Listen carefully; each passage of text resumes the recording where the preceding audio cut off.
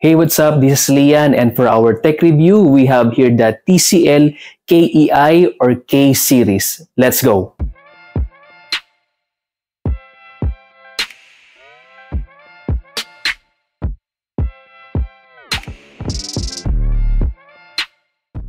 Okay, what we have here is the TCL KEI or K series. Isa ito sa mga split type air condition ni TCL. And let's start the review dun sa kanyang design, okay? Ito yung kanyang design sa harapan. Meron siyang chrome accent dun sa taas na yon. Yan, chrome accent yan.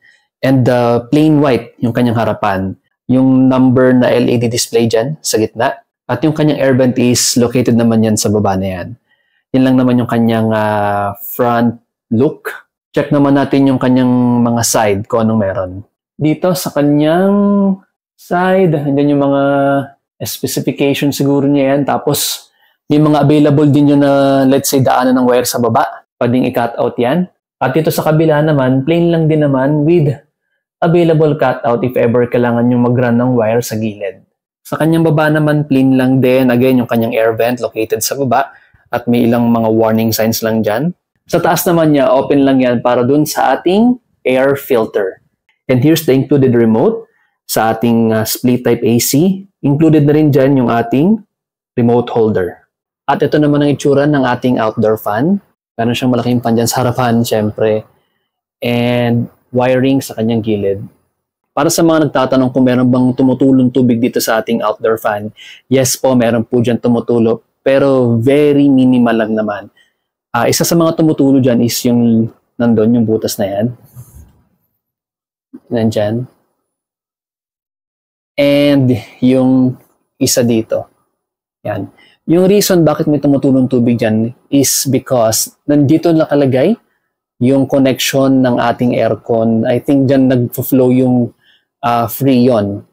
And normal lang naman na magkaroon ng moisture and water yon. Parang sa sasakyan lang din, may tumutulong mga tubig sa mga ganyang part. Kasi medyo nagpapawis yan eh. Pawis dahil sa lamig. Ganon. So, yeah.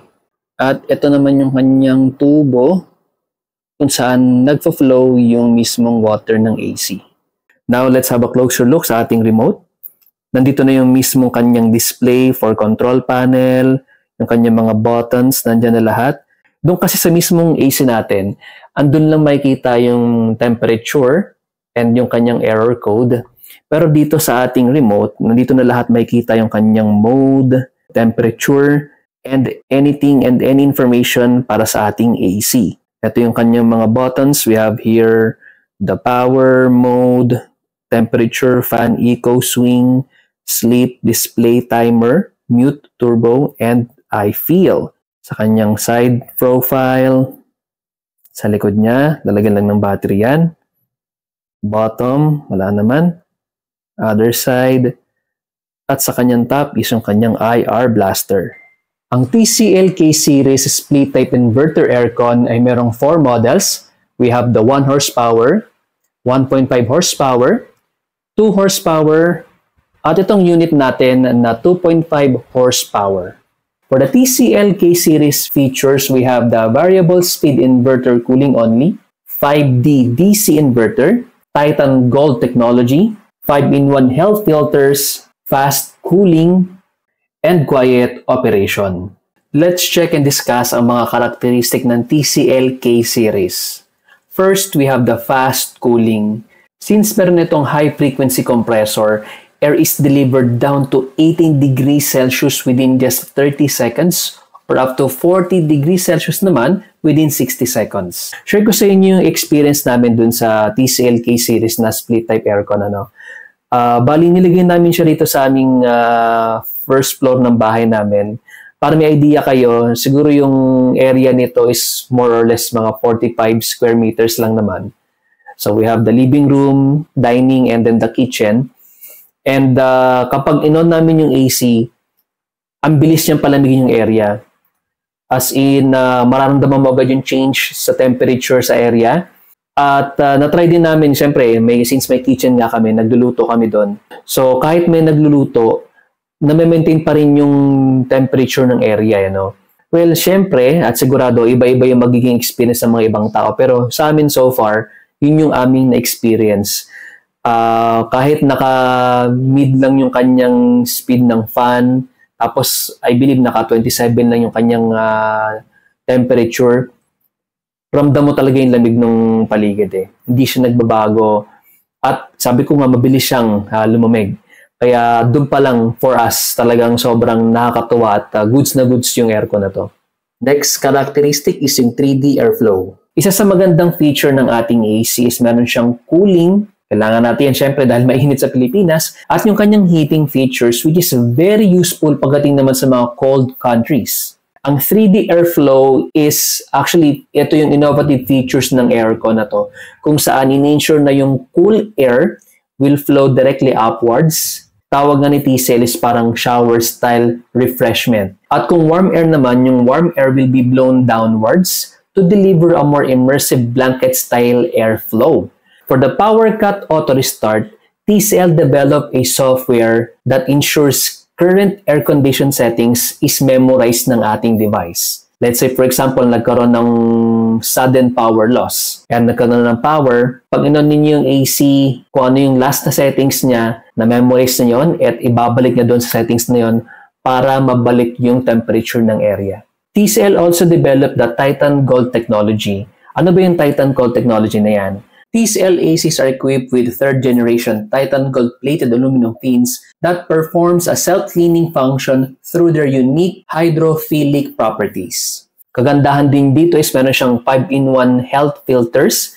TCL Titan Gold air conditioners are packed with 5-in-1 health filters, providing safe and healthy breathable indoor air. And yung pamadiin ng technology ni TCL na 5D DC inverter.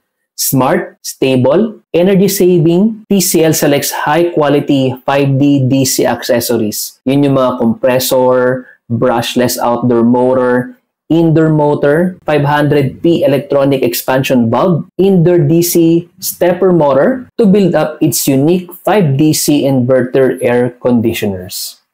Kapag naka-on yung swing mode ng ating AC, yung ating air vent blades is nagsiswing lang up and down. Pero para ma-route ninyo yung airflow, let's say gusto nyong dalhin siya sa left or right side, meron siyang switch dito sa loob, ayun o. Manual nyo siyang i-adjust. At kung nakikita ninyo yung mga blades sa loob na yan, pwede nyo siyang i-adjust ng left to right. Check natin kung paano. Ito yung sinasabi kong control na yon. Ito. Press nyo lang yan. At pwede nyong hilain dito sa kabila para lumipat na yung airflow sa kabila. Pag gusto nyo ibalik, same thing lang din. I-press nyo rito at i-adjust ninyo ng manual, left or right. Para naman linisin yung kanyang air filter, madali lang din yan. Etong harapan nyo na to, pwede yang i-open ang up and down. Paano natin i-open yon? Sa kanyang mga gilid, kung makikita ninyo, meron dyan parang lubog or parang opening. Lagyan nyo lang yung daliri nyo dyan. Then, pop, open nyo. Ganyan. Ito naman yung sa kanyang kabila.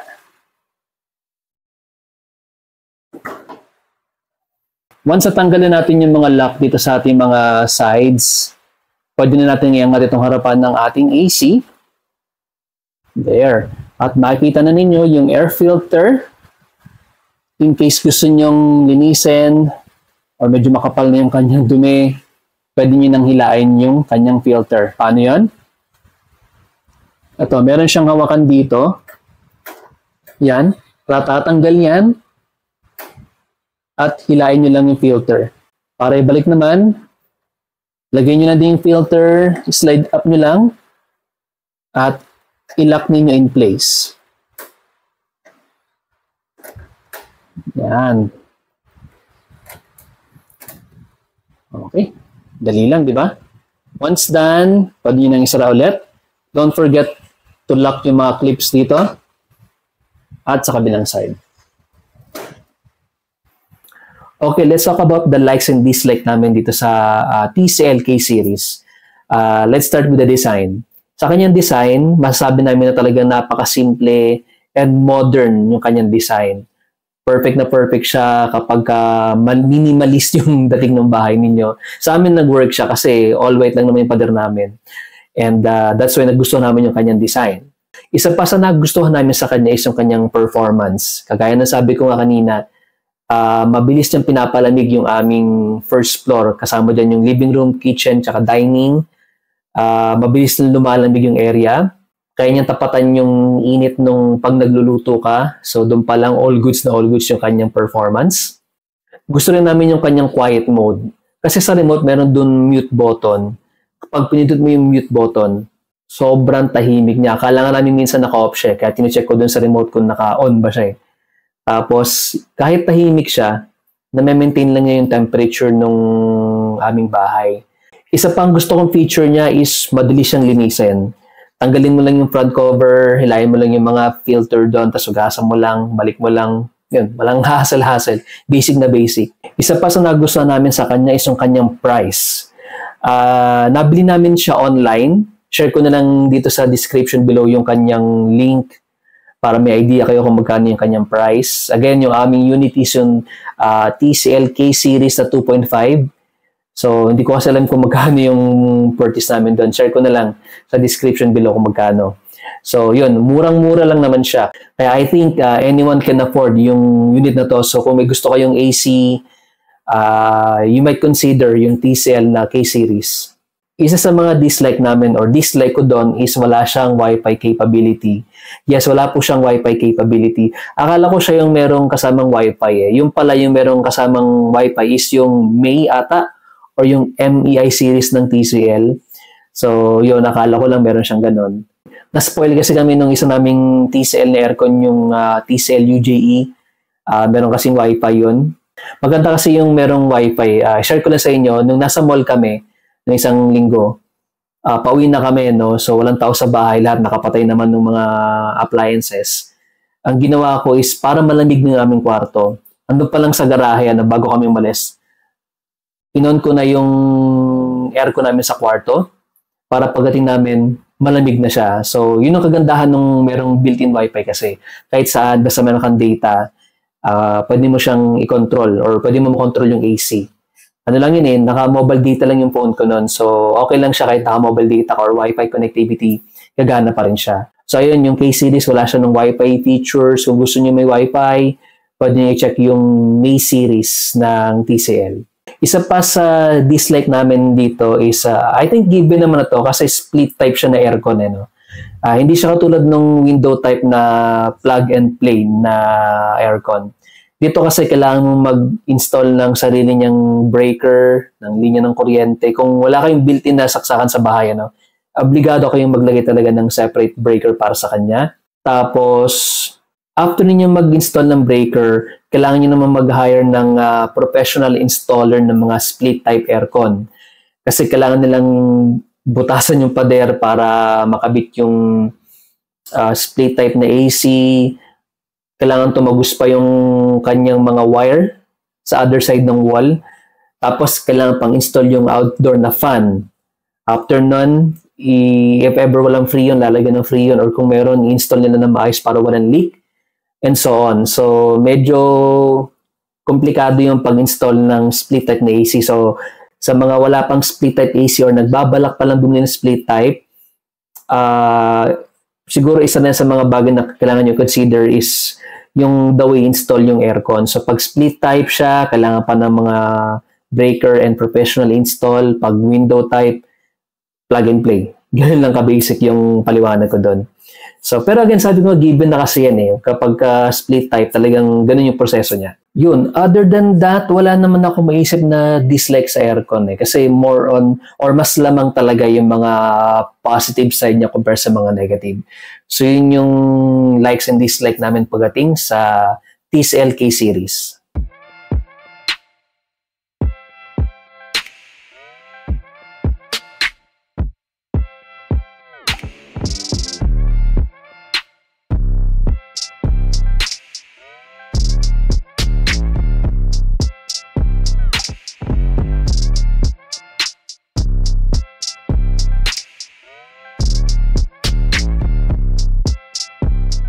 And that's our quick review ng TCL case series.